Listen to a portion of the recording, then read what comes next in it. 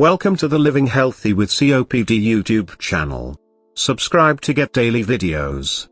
Also hit the notification bell, and if you like the video, hit the like button. We make videos all about what it is like to live with COPD. The topics range from supplements, diet, exercise, spirituality, medications, and overall healthy lifestyle. Enjoy. The title of today's video is, Risk Factors Identified for Exacerbations in Patients Without Flare-Ups.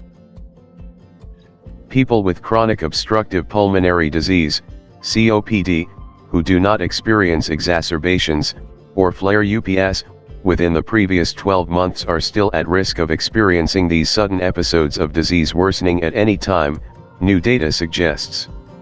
Findings demonstrated patients who did not experience an exacerbation in the past year may still be at risk for one in the near future, Jain, Ph.D., Scientific Director of Medical Affairs at GlaxoSmithKline, GSK, one of the authors of the new study, said in an emailed statement to COPD News Today.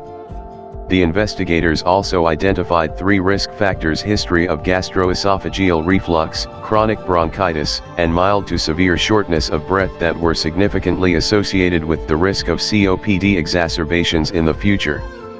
According to researchers, these findings may aid clinicians in better assessing a patient's risk for future exacerbations.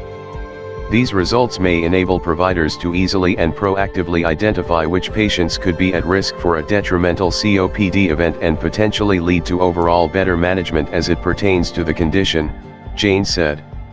Data from this first-of-its-kind analysis of future COPD exacerbations in flare-up-free patients was presented at the American Thoracic Society 2021 International Conference, held online May 14 to 19. The presentation was titled "Routinely Collected Clinical Features Are Associated with COPD Exacerbations in Individuals Without an Exacerbation History, a COPD Gene Analysis."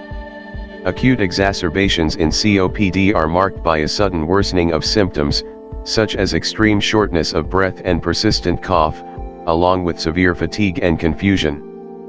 Patients who experience exacerbations often require hospitalization and prolonged care, which creates a significant healthcare burden.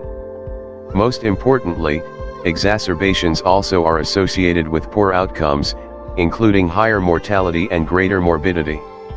Mortality refers to a higher likelihood of death, while morbidity describes the frequency of the condition.